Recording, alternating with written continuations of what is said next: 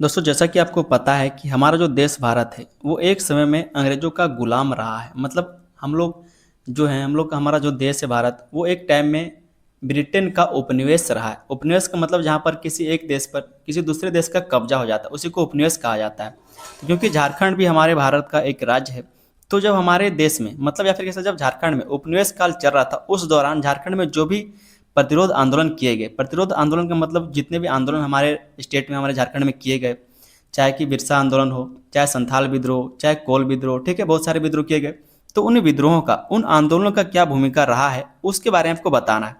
Question आपसे क्या पूछा गया है कि झारखंड में औपनिवेशिक काल के दौरान प्रतिरोध आंदोलनों की भूमिका को रेखांकित कीजिए। जो भी प्रतिरोध आंदोलन किए गए उनकी क्या भूमिका रही उसको रेखांकित करने के लिए कहा जा रहा है, उनके बारे में बताने के लिए कहा जा रहा है। पॉलिटिकल साइंस का एक बहुत ही मोस्ट इंपॉर्टेंट क्वेश्चन है कि झारखंड में औपनिवेशिक काल के दौरान प्रतिरोध आंदोलनों की भूमिका को रेखांकित कीजिए। बिल्कुल डिटेल में इस चीज़ को हम लोग समझेंगे। चैनल पर दोस्तों आप लोग नए हैं तो आप लोग चैनल को सब्सक्राइब कर लीजिए और वीडियो को आप लोग अंत तक जरूर देखिएगा ताकि आप इस चीज़ को अच्छे से समझ के जा सके। फिर से आपको बता दें कि क्वेश्चन सेम टू सेम आपके एग्जाम में नहीं पूछा जाता है, लेकिन क्वेश्चन इसी तरह से आएगा और इससे रिलेटेड और भी क्वेश्चन हम लिस्ट में ऐड कर दें। इसका लिंक आपको डिस्क्रिप्शन में मिल जाएगा, तो जाकर वहाँ से चेक कर लीजिए। और जितना भी क्वेश्चन हम लिस्ट में ऐड किए सारा आपको एक बार देख करके जरूर जाना है ताकि आप एग्जाम में अच्छे मार्क्स ला सकें, अच्छे से लिख सकें। चलिए हम समझते हैं कि झारखंड में जब औपनिवेशिक काल चल रहा था उस दौरान जो भी प्रतिरोध आंदोलन किए गए उसका क्या भूमिका रहा है। एक छोटा सा भूमिका लिखा है, पहले उस चीज़ को हम लोग यहाँ पर समझते हैं। कहा जा रहा है कि औपनिवेशिक काल में झारखंड के आदिवासी क्षेत्रों में ब्रिटिश शासन का विस्तार केवल राजनीतिक सत्ता की स्थापना तक सीमित नहीं था। जब औपनिवेशिक काल मतलब फिर से औपनिवेशिक काल का पहले हम आपको क्लियर करा दें। औपनिवेशिक काल का मतलब है जब हम लोग अंग्रेज के गुलाम थे, ठीक है, सीधा सीधा समझिए, साफ शब्दों में यही बात है, ठीक है। तो औपनिवेशिक काल में झारखंड के जो आदिवासी क्षेत्र हैं उन्हें ब्रिटिश शासन का विस्तार केवल राजनीतिक सत्ता की स्थापना तक सीमित नहीं था। अंग्रेजों ने यहाँ की पारंपरिक भूमि व्यवस्था, प्रशासनिक व्यवस्था और वन संसाधनों में हस्तक्षेप किया। मतलब सिर्फ राजनीतिक सत्ता स्थापित करना है झारखंड में वो लोग नहीं आए थे, बल्कि वो लोग यहाँ पर इसलिए आए थे ताकि वो यहाँ की जो पारंपरिक भूमि व्यवस्था है उसको बदल सके, जो प्रशासनिक व्यवस्था है उसको बदल सके, और जो वन संसाधन है उसमें वो लोग हस्तक्षेप कर सके, उसको वो बदल सके, उसमें दोहन कर सके।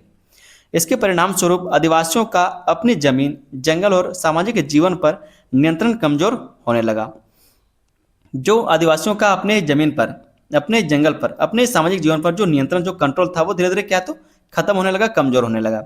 जमींदारों, महाजनों, ठेकेदारों तथा अन्य बाहरी लोगों के बढ़ते प्रभाव ने स्थिति को और गंभीर बना दिया। मतलब जो बाहरी लोग थे, जो दिक्कू लोग थे, जो इनके ऊपर शोषण करते थे, जो इनको कर्जा देते थे और ज़्यादा कह सकते हैं इनसे ब्याज लिया जाता था, और जब ब्याज नहीं चुका पाते थे या फिर जब उनको सूद या फिर जो मूल है वो नहीं चुका पाते तो उनके ज़मीनों को हड़प लिया जाता था।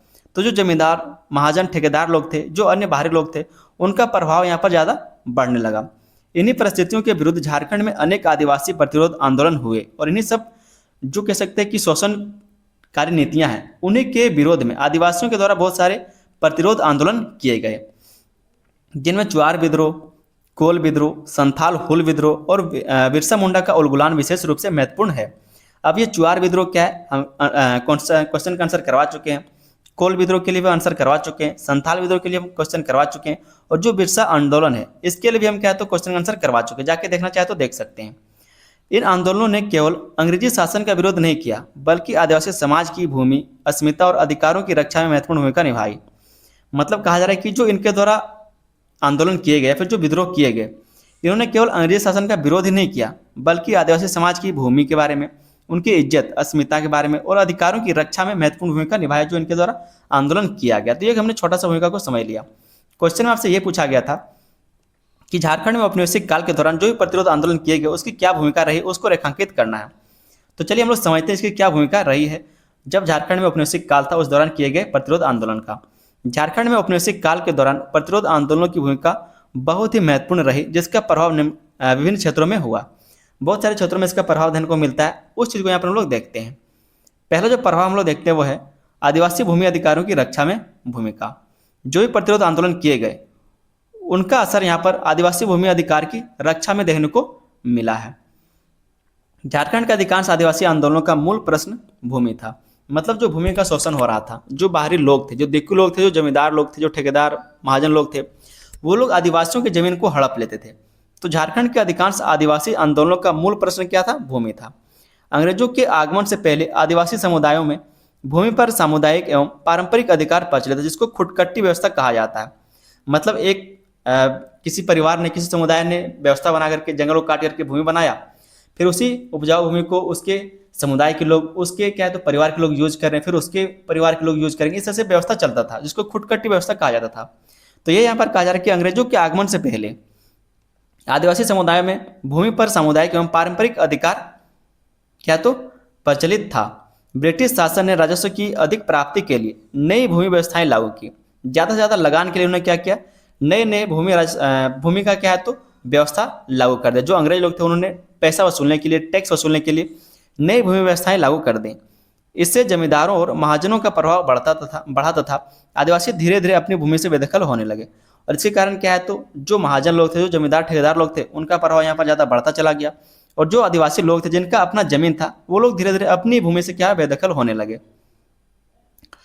कोल विद्रोह, संथाल हुल और उलगुलान इसी भूमि संबंधित संघर्ष की प्रमुख अभिव्यक्तियां थी। मतलब इसी कारण जो भूमि शोषण हो रहा था, इसी कारण ये सारे संघर्ष या फिर आंदोलन किए गए थे। इन आंदोलन ने यह स्पष्ट कर दिया कि आदिवासियों की भूमि केवल आर्थिक संसाधन नहीं, बल्कि उनकी सामाजिक और सांस्कृतिक पहचान का आधार है। कहा जा रहा है कि ये सब जो आंदोलन किए गए थे, इसने ये स्पष्ट कर दिया कि जो आदिवासियों के लिए भूमि है, ठीक है, वो उनके लिए सिर्फ आर्थिक संसाधन नहीं बल्कि उनकी पहचान है, सामाजिक और सांस्कृतिक पहचान का आधार है। ठीक है, तो ये हमने पहला पॉइंट यहाँ पर देख लिया। दूसरा जो यहाँ पर हम लोग पॉइंट देखते हुए है ब्रिटिश शासन की शोषणकारी व्यवस्था को चुनौती। यहाँ पर जो कह सकते हैं कि जो आंदोलन किए गए, जो प्रतिरोध आंदोलन किए गए, उसका जो हम लोग प्रभाव देखते हैं वो है ब्रिटिश शासन की शोषणकारी व्यवस्था को चुनौती दिया। क्योंकि अगर आंदोलन नहीं होते तो जिस तरह से कर रहे थे, जिस तरह से व्यवस्था लगा रहे थे, उस तरह से चलता जाता और किसी के पास भूमि नहीं बचता। लेकिन आंदोलन हुए तो ब्रिटिश शासन की शोषणकारी व्यवस्था को चुनौती इन्होंने दिया। आदिवासी आंदोलन ने ब्रिटिश शासन की उस व्यवस्था को चुनौती दी जिसमें सरकार के साथ जमींदार, साहूकार, महाजन और ठेकेदार मिलकर आदिवासियों का आर्थिक शोषण कर रहे थे। संथाल हुल में सिधो और कानू के नेतृत्व में संथालों ने केवल अंग्रेजों के विरुद्ध ही नहीं बल्कि महाजनों और जमींदारों के शोषण के विरुद्ध भी संघर्ष किया। सिधो कानू के बारे में हम पहले से पढ़ा चुके हैं, अगर देखना चाहते हो जाकर के देख सकते हैं, प्लेलिस्ट में वो वीडियो आपको मिल जाएगा। आगे इसमें कहा जा रहा है कि इससे स्पष्ट होता है कि आदिवासी प्रतिरोध आंदोलन केवल राजनीतिक विद्रोह नहीं थे बल्कि आर्थिक शोषण के विरुद्ध जन संघर्ष भी था। इन आंदोलनों ने औपनिवेशिक व्यवस्था की शोषणकारी प्रकृति को सामने लाया। जो औपनिवेशिक व्यवस्था था उसका किस तरह से शोषणकारी प्रकृति था, उसको सामने लाने का इसने काम किया इस आंदोलन ने। तो इस तरह से क्या कहा जा रहा है कि जो बहुत सारे आंदोलन या फिर जो प्रतिरोध आंदोलन किए गए थे उसका भूमिका इस तरह से रहा है, अलग अलग क्षेत्रों में रहा है। तीसरा पॉइंट हम देखते हैं पारंपरिक स्वशासन की रक्षा। जो पारंपरिक आंदोलन या फिर किसी जो प्रतिरोध आंदोलन किए गए उसके कारण जो पारंपरिक स्वशासन है उसकी भी रक्षा हुई है। तो यहाँ पर भी इसकी भूमिका को देखने को मिलता है। ब्रिटिश शासन से पहले झारखंड के विभिन्न आदिवासी समुदायों की अपनी प्रशासनिक व्यवस्था थी, जिसको हम पहले से आपको बता चुके, जैसे मुंडा मान की व्यवस्था, ये सारी चीज। मुंडाओं में मुंडा मान की व्यवस्था, संथालों में मांझी व्यवस्था तथा उराओं में परहा व्यवस्था जैसी पारंपरिक संस्थाएं थीं। ठीक है, अंग्रेजों ने अपने प्रशासनिक नियंत्रण को मजबूत करने के लिए इन संस्थाओं की शक्तियों को सीमित किया। आदिवासी प्रतिरोध आंदोलनों का एक महत्वपूर्ण उद्देश्य इन पारंपरिक व्यवस्थाओं और स्थानीय स्वायत्तता की रक्षा करना था। तो जो पारंपरिक स्वशासन था उसका भी रक्षा हुआ जब इन्होंने प्रतिरोध आंदोलन किए अंग्रेजों के खिलाफ। आगे इसमें कहा जा रहा है कि विशेष रूप से बिरसा आंदोलन में मुंडाओं की पारंपरिक खुटकट्टी भूमि व्यवस्था को पुनः स्थापित करने की मांग प्रमुख थी। जो इनकी भूमि व्यवस्था से पहले की खुटकट्टी व्यवस्था उसको स्थापित करने की मांग की गई। आप देखते हैं कि जो 1908 में छोटा नागपुर काश्तकारी अधिनियम लाया गया था वो इन्हीं सब के कारण लाया गया था। जो मुंडा व्यवस्था या फिर कैसे जो बिरसा मुंडा आंदोलन किया गया था लास्ट में, उन्हीं सब कारणों से, दबाव के कारण ये सारे व्यवस्थाएं यहाँ पर की गई थी। चौथा जो यहाँ पर हम लोग भूमिका देखते हैं वो है आपका संथाल हुल की प्रशासनिक भूमिका। जो संथाल हुल किया गया था, जो संथाल विद्रोह किया गया था, ठीक है, ये सब क्या है, सब प्रतिरोध आंदोलन है जो आदिवासियों के द्वारा किया गया है झारखंड में औपनिवेशिक काल के दौरान, और इसका बहुत सारे क्षेत्रों में प्रभाव देने को मिलता है। 1855-56 का संथाल विद्रोह झारखंड के आदिवासी प्रतिरोध आंदोलनों का महत्वपूर्ण मोड़ था। सिधो कानू, चांद और भैरव के नेतृत्व में हजारों संथालों ने ब्रिटिश शासन के विरुद्ध संघर्ष किया। इन्होंने क्या किया, बहुत सारे लोगों को जोड़ा, आदिवासियों को जोड़ने का काम किया, और उसके बाद हजारों की संख्या में क्या किया, इन्होंने ब्रिटिश शासन के विरुद्ध संघर्ष करना शुरू किया। आंदोलन को अंग्रेजों ने कठोर दमन से दबा दिया, लेकिन इसके बाद ब्रिटिश सरकार को संथालों की समस्याओं को स्वीकार करना पड़ा। अगर आप संथाल विद्रोह को पढ़ेंगे, हम आपको बता चुके हैं, संथाल विद्रोह के बारे में क्वेश्चन करा चुके हैं, अगर आप देखेंगे तो ये जो लाइन लिखा हुआ है इसको आप और अच्छे से डिटेल में समझ पाएंगे, ठीक है। तो उसको जाके देखिएगा, यहाँ पर आपको जो डिस्क्रिप्शन में प्लेलिस्ट का लिंक है वहाँ पर आपको सारा वीडियो देखने को मिल जाएगा। संथाल हुल के प्रभाव से संथाल परगना को एक अलग प्रशासनिक इकाई के रूप में संगठित किया गया।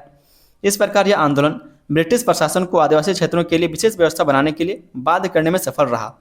जब ये आंदोलन किया गया था 1855-56 में, तो संथालों को संथाल परगना के क्षेत्र में इनको बसने का अधिकार दिया गया था कि आप वहाँ पर जाकर के बसे और वहाँ पर आपको कोई भी हस्तक्षेप देखने को नहीं मिलेगा। अंग्रेजों के द्वारा ऐसा कहा गया था।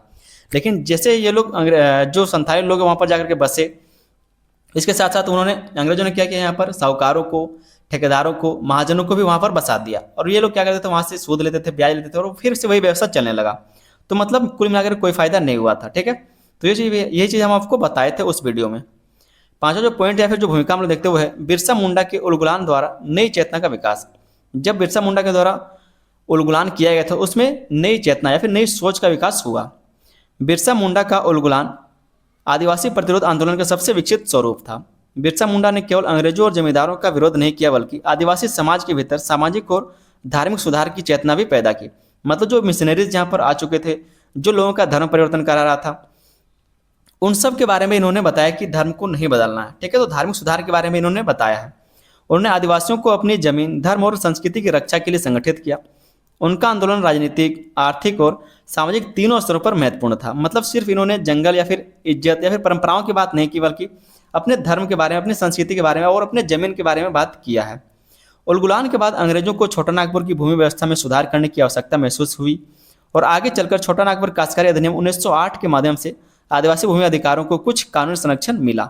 और इसी के कारण जो छोटा नागपुर काश्तकारी अधिनियम 1908 को बनाया गया वो इन्हीं आंदोलन के कारण बनाया गया था, ठीक है। जब ये आंदोलन बहुत बड़ा हो गया और लगातार आंदोलन हो ही रहे थे तो इसके दबाव में ये कानून बनाया गया था। छठा जो भूमिका देखते हैं वो है आदिवासी एकता और सामूहिक चेतना का विकास। आदिवासी एक हुए और सामूहिक चेतना का विकास यहाँ पर हुआ। इन आंदोलनों ने आदिवासी समुदायों में सामूहिक संघर्ष की चेतना पैदा की। मतलब सभी को मिल करके रहने का या फिर संघर्ष करने का चेतना या फिर सोच पैदा किया। पहले आदिवासी समाज अलग अलग गांवों में और क्षेत्रों तक सीमित थे, लेकिन बाहरी शोषण के अनुभव ने उन्हें संगठित होने के लिए प्रेरित किया। जब लोग शोषण करने लगे तो एकजुट होना जरूरी है, ठीक है। तो यही काम यहाँ पर आदिवासियों के द्वारा किया गया। संथाल, हुल और उलगुलान जैसे आंदोलनों में हजारों लोगों की भागीदारी यह दर्शाती है कि आदिवासी समाज में सामूहिक राजनीतिक चेतना विकसित हो रही थी। इससे आदिवासी लोगों को यह समझ मिली कि अपने अधिकारों की रक्षा के लिए संगठित संघर्ष आवश्यक है। मतलब सबको मिल करके संघर्ष करना जरूरी, अकेले नहीं जीता जा सकता। इसलिए इनका एकता आज भी देखने को मिलता है। सातवां पॉइंट यहाँ पर हम देखते हुए है सांस्कृतिक और धार्मिक अस्मिता की रक्षा। जो भी यहाँ पर आंदोलन किए गए, जो प्रतिरोध आंदोलन किए गए थे आदिवासियों के द्वारा, उसके कारण सांस्कृतिक और धार्मिक अस्मिता की रक्षा भी हुई। तो ये भी भूमिका देखने को मिलता है। औपनिवेशिक काल में आदिवासी समाज की संस्कृति और परंपराओं पर भी बाहरी प्रभाव बढ़ रहा था। ऐसे समय में आंदोलन ने आदिवासियों को अपनी अलग सांस्कृतिक पहचान के प्रति जागरूक किया। हम आपको फिर से बता दें कि जो बिरसा मुंडा है वो इन्हीं सब बारे में बात करते हैं। जब यहाँ पर मिशनरी के द्वारा धर्म परिवर्तन कराया जा रहा था, तो जब बिरसा मुंडा यहाँ पर आंदोलन करते, वो अपने धर्म को बदलने का बात नहीं करते। मतलब वो कहते हैं कि अपने धर्म को मानो, जो आपकी भूमि उसके लिए संघर्ष करो, ठीक है। तो अपने लिए लड़ना सिखाते हो। बिरसा मुंडा ने आदिवासियों के आत्मसम्मान और सांस्कृतिक चेतना का विकास किया। उन्होंने लोगों को अपनी परंपराओं को बचाने तथा सामाजिक बुराइयों से दूर रहने का संदेश दिया। इस प्रकार आदिवासी आंदोलन सांस्कृतिक अस्मिता की रक्षा का माध्यम भी बने। तो ये सारा क्या है, तो इसकी भूमिका है जो भी प्रतिरोध आंदोलन आदिवासियों के द्वारा किया गया है। नेक्स्ट जो पॉइंट हम देखते हुए है झारखंडी राजनीतिक चेतना के निर्माण में भूमिका। झारखंडी राजनीतिक चेतना के निर्माण में भूमिका मतलब जो झारखंड अलग राज्य बनाया गया उसके निर्माण के लिए भूमिका यहाँ पर ये सब जो प्रतिरोध आंदोलन किए गए थे ये भी भूमिका यहाँ पर देखने को मिलता है। औपनिवेशिक काल के आदिवासी आंदोलनों ने झारखंड में एक विशिष्ट राजनीतिक चेतना का निर्माण किया। इन संघर्षों के माध्यम से यह भावना मजबूत हुई कि झारखंड के लोगों की सामाजिक, आर्थिक और सांस्कृतिक समस्याएं अन्य क्षेत्रों से भिन्न हैं और उनके समाधान के लिए विशेष व्यवस्था आवश्यक है। और जब यहाँ के लोग अलग हैं, परंपरा अलग है, संस्कृति अलग है, भाषा, रहन सहन सब कुछ अलग है, तो इनके समस्या के समाधान के लिए विशेष व्यवस्था भी जरूरी है, ठीक है। यही चेतना आगे चलकर झारखंडी अस्मिता और अलग राज्य झारखंड राज्य की आलोचना की आंदोलन की वैचारिक आधारभूमि बनी। मतलब ये सब जो सोच था, इसी कारण झारखंड को एक अलग राज्य बनाने का सोच विकसित हुआ। इस दृष्टि से आदिवासी प्रतिरोध आंदोलन झारखंड के आधुनिक राजनीतिक इतिहास की महत्वपूर्ण आधारशिला थे। तो इस वजह से झारखंड आंदोलन में या फिर किसी तरह जो झारखंड है उसको अलग करने में यह भूमिका निभाता है। आगे दोस्तों हम लोग एक आलोचना देख लेते हैं थोड़ा सा, क्योंकि बहुत सारे प्रतिरोध आंदोलन किए गए, तो कुछ इसकी सही काम भी पड़े, मतलब कुछ सही प्रभाव भी पड़ा, कुछ गलत भी पड़ा। तो उसको यहाँ पर देखते हैं। इन आंदोलनों की एक सीमा यह थी कि अधिकांश विद्रोह स्थानीय स्तर तक केंद्रित थे, मतलब अधिकांश जो विद्रोह किए गए वो झारखंड या फिर झारखंड के किसी छोटे क्षेत्र तक ही सीमित रह गए, और आधुनिक हथियारों से लैस ब्रिटिश सेना के सामने अधिक समय तक टिक नहीं सके। मतलब ये लोग तीर धनुष से लड़ते थे, हथियारों से लड़ते थे, पत्थर से लड़ते थे, जबकि जो ब्रिटिश सरकार है वो आधुनिक हथियारों से लड़ती थी। तो इसके कारण बहुत ज़्यादा समय तक ये टिक नहीं सके। कई आंदोलन सैन्य शक्ति के द्वारा दबा दिए गए, फिर भी उन्हें असफल नहीं कहा जा सकता, क्योंकि उन्होंने ब्रिटिश शासन को अपनी नीतियों में परिवर्तन करने के लिए मजबूर किया। बहुत सारे आंदोलन को दबा दिया गया अंग्रेजों के द्वारा। ये चीज़ भी हम आपको बता चुके हैं जब हम आपको आंदोलन के बारे में पढ़ा रहे थे, ठीक है। तो उसको जब आप पढ़ेंगे, देखेंगे, सुनेंगे, तो वहाँ पर आपको पता चलेगा किस तरह से सारे आंदोलनों को उनके द्वारा दबा दिया गया। लेकिन उसका फायदा ये हुआ था कि उसके कारण बहुत सारी चीज़ों को उन्होंने सुधार भी किया। संथाल हुल के बाद संथाल परगना की विशेष प्रशासनिक व्यवस्था और बिरसा आंदोलन के बाद भूमि संरक्षण संबंधी कानून कदम इस बात के प्रमाण है कि आदिवासी प्रतिरोध ने औपनिवेशिक शासन को प्रभावित किया। सबसे बड़ी बात यह थी कि इन आंदोलनों ने आदिवासी समाज को अपनी भूमि, अधिकार और पहचान के प्रति जागरूक बनाया। तो कुछ सकारात्मक पक्ष, कुछ नकारात्मक पक्ष भी यहाँ पर देखने को मिलता है। आगे हम लोग एक छोटा सा निष्कर्ष लिख लेंगे। निष्कर्ष को इस तरह से लिखा जा सकता है कि झारखंड के आदिवासी प्रतिरोध आंदोलन औपनिवेशिक शासन के विरुद्ध केवल विद्रोह नहीं थे, बल्कि भूमि अधिकार, आर्थिक न्याय, पारंपरिक स्वशासन और सांस्कृतिक अस्मिता की रक्षा के व्यापक आंदोलन थे। कोल विद्रोह ने बाहरी हस्तक्षेप का विरोध किया, संथाल हुल ने औपनिवेशिक शोषण का व्यापक चुनौती दी, और बिरसा मुंडा का जो उलगुलान था उसने भूमि, संस्कृति और राजनीतिक चेतना को एक साथ जोड़ दिया। इन आंदोलनों ने ब्रिटिश शासन को आदिवासी क्षेत्रों के लिए विशेष प्रशासनिक और कानूनी व्यवस्थाएं बनाने के लिए बाध्य किया तथा आगे चलकर झारखंडी अस्मिता और अलग झारखंड आंदोलन की मजबूत ऐतिहासिक आधारभूमि तैयार की। तो इस तरह से इसके कुछ पॉइंट हम लोग देख सकते हैं। जो प्रतिरोध आंदोलन किए गए थे झारखंडी के द्वारा, आदिवासियों के द्वारा, उसकी कुछ भूमिकाएं इस प्रकार से रही हैं, और इसी चीज़ को आपको क्वेश्चन के आंसर में लिखना है। उम्मीद करते हैं आपको समझ में आया होगा। चैनल पर नहीं तो आप लोग चैनल को सब्सक्राइब जरूर कर ले, और जो भी प्लेलिस्ट में आपको वीडियो मिलता है सारा आपको देख करके जाना है। वीडियो को लाइक कर दीजिएगा और अपने दोस्तों में इसको शेयर जरूर कर दें। मिलेंगे हम लोग किसी अगले वीडियो में, तब तक के लिए धन्यवाद। जय हिंद।